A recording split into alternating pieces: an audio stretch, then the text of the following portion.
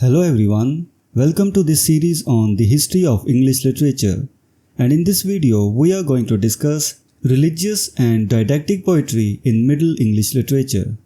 Introduction.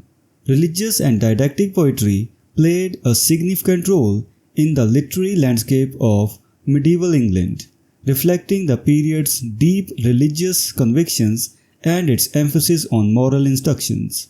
This video explores several notable works from this genre, highlighting their unique characteristics and contributions to English literature. The Ormulum.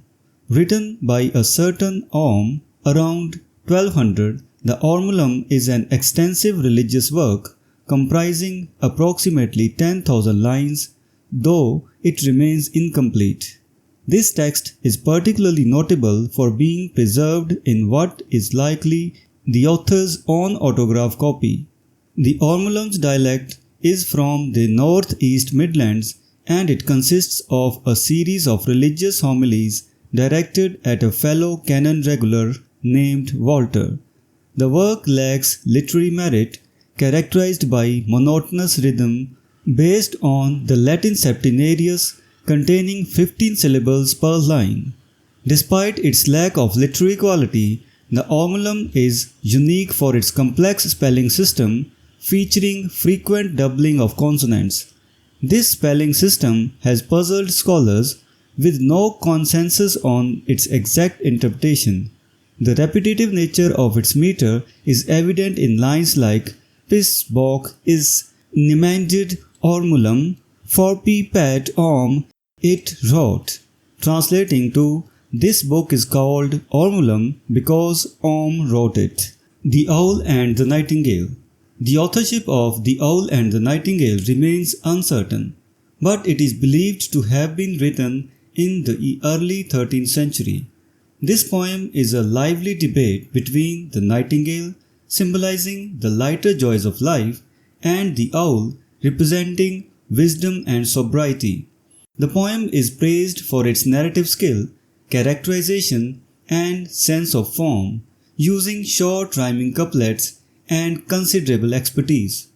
The heated argument between the two birds adds a dynamic quality to the text, making it one of the more engaging pieces of its kind. Other notable works. Several other significant religious and didactic poems date back to the first half of the 13th century, with some possibly originating as early as 1150.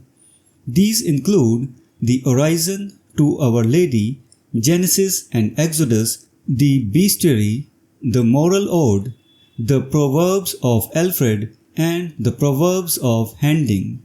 These works are important from a metrical perspective, with the Moral Ode being particularly noteworthy for its simplicity, dignity, and the maturity of its lines.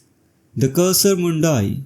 Composed in the north during the early 14th century, the Cursor Mundi is a religious work of encyclopedic nature. It covers almost all the Old and New Testament stories and extends into later religious history.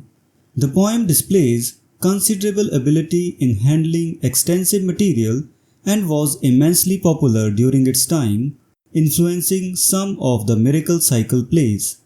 The Cursor Mundi's meter, primarily the short couplet, shows significant variety, and the author's wide humanity and adept handling of form are evident throughout the work.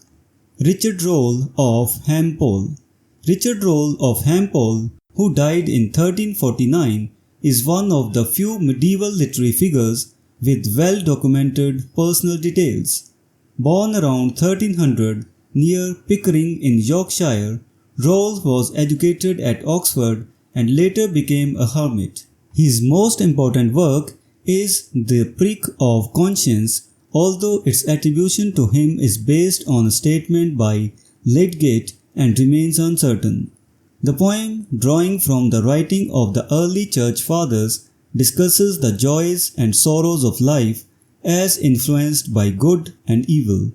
Despite its abstract nature, the work is handled simply, with several striking passages, and was tremendously popular as indicated by the numerous manuscripts preserved.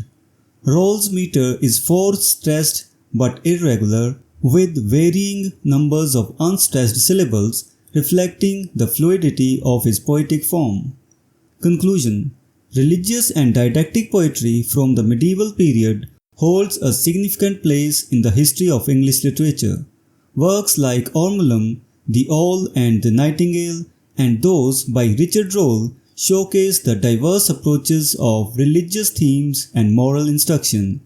These texts not only provide insights into the religious and ethical concerns of their time, but also demonstrate the evolving nature of English poetic form.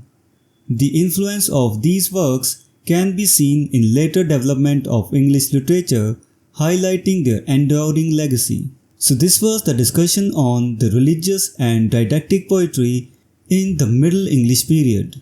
We will meet in the next video and discuss some other topic. Until then, goodbye and thank you.